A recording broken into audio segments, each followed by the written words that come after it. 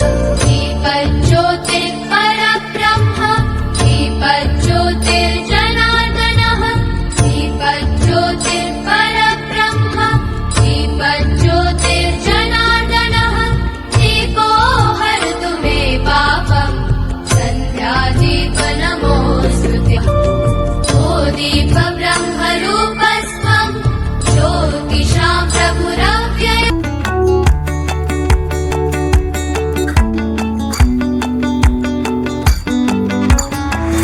Good morning, one and all present over here. Myself Keval Vekaria and he is Nirmal Soni. Today we are going to give a presentation, a simple and basic meaning of what is the manufacturing sector. So first of all, I would like to thank Mr. Nirav Nayak who came here and gave us their precious time from the busiest schedule and have came here to answer our most of the questions. So we management and AB school and students are very thankful to you, sir. So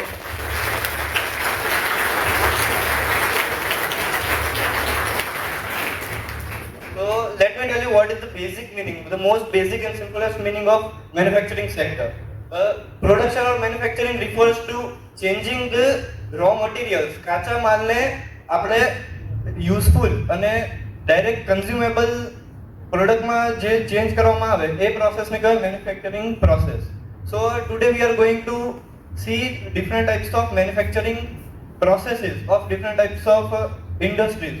સો આપણે manufacturing sector શું છે એ સમજતા હોય તેની પહેલા આપણે importance પણ સમજવું પડે. So this is the automobile industry.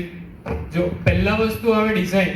હવે આપણે વેહિકલ પ્રોડ્યુસ કરવાનું છે તો first of all we have to design the car that તો એમાં જે CAD કોમ્પ્યુટર ડિઝાઇન આવે એ સોફ્ટવેર છે મોસ્ટ પ્રોબેબલી યુઝ થાય છે.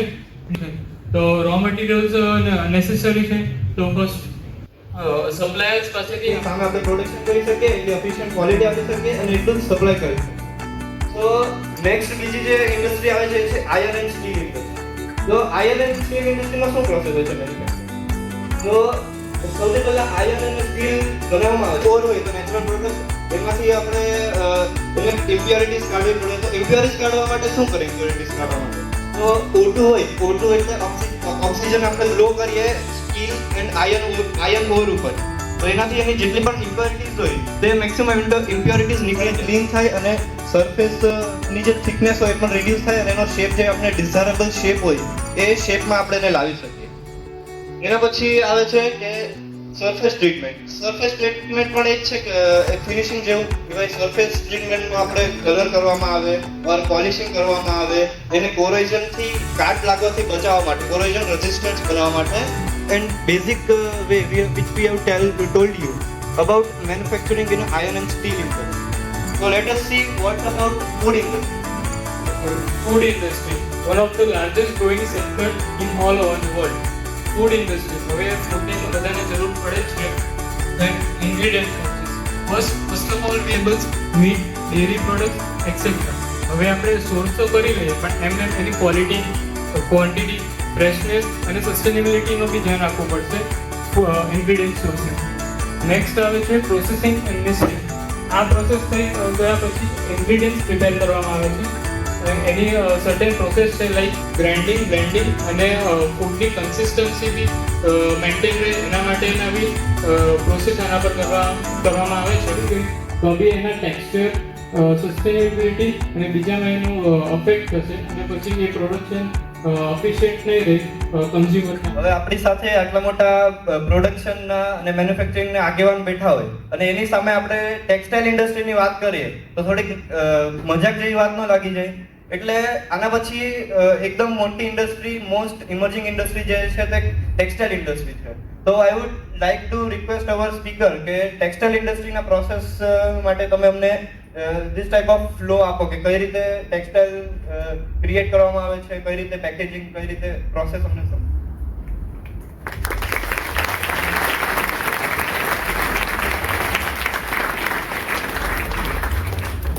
Good morning all.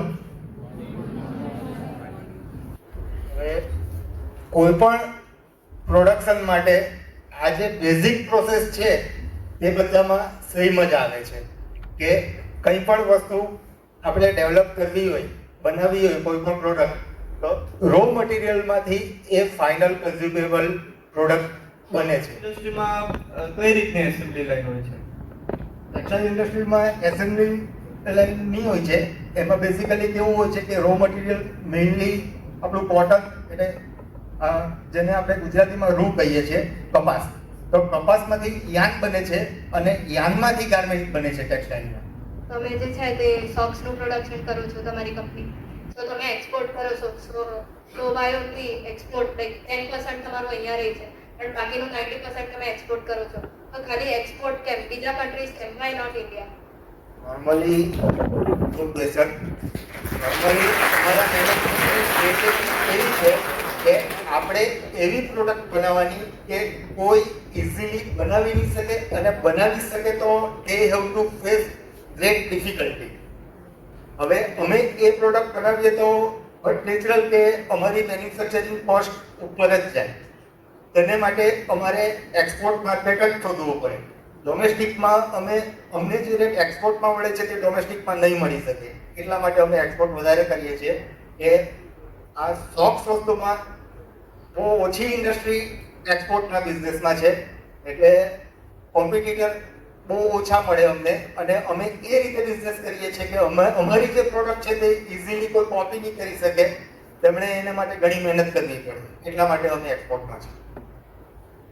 એક્સપોર્ટ કરો છો, બરાબર? હા. તો તમે તમારું ક્રેડિટ સાયકલ શું છે? તમે તમારા સપ્લાયરને કેટલા ટાઈમમાં પેમેન્ટ કરો છો અને તમને કેટલા ટાઈમમાં પેમેન્ટ મળે છે? બેઝિકલી અમારા જે બધા સપ્લાયર છે તે ઇન્ડિયન છે, એટલે એની પેમેન્ટ અમારી 15 થી 30 દિવસ છે.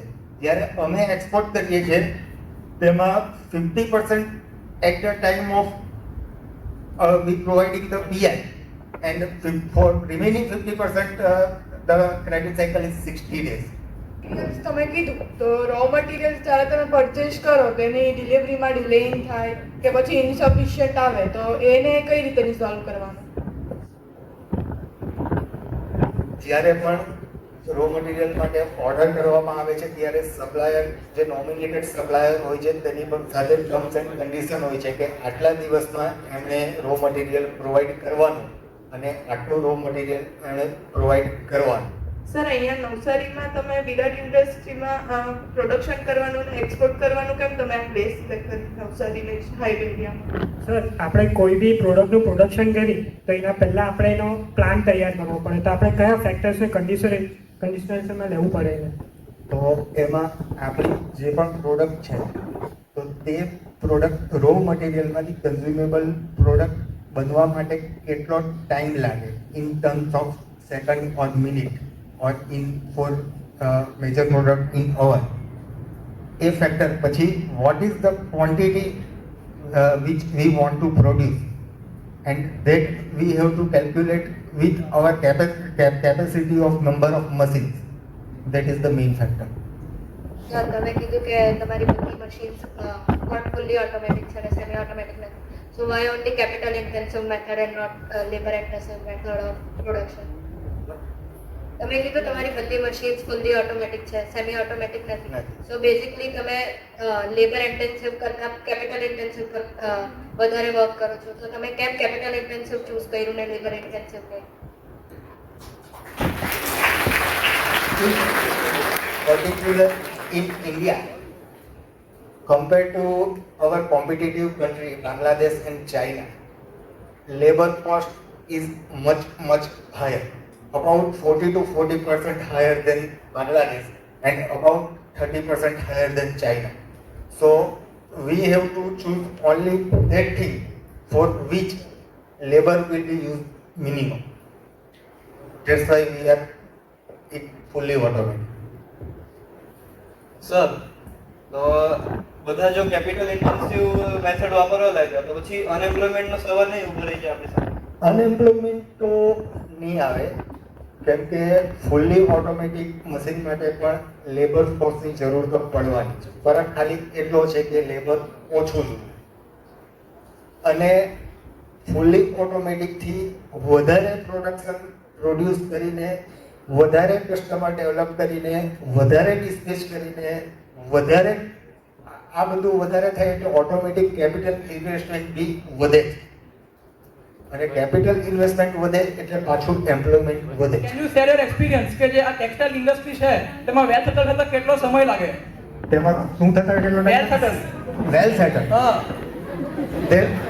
mainly that thing mainly depends on which product we are producing. It may be possible if our product is extraordinary, we will be well settled in 2 to 3 months also. And if our product is non-attractive, quality-wise not good, then only alternative is to stop the product. So 2 months, 3 months to infinite time. Sir આપણું ઇન્ડિયામાં cells કેટલું છે તમારું? ઇન્ડિયામાં about 7 to 8%. તો તમારું આપણે અહીંયા ઇન્ડિયામાં આટલું ઓછું સેલ્સ છે તો પછી તમે શાર્ક ટેન્કમાં કેમ અપ્લાય નહીં કર્યું?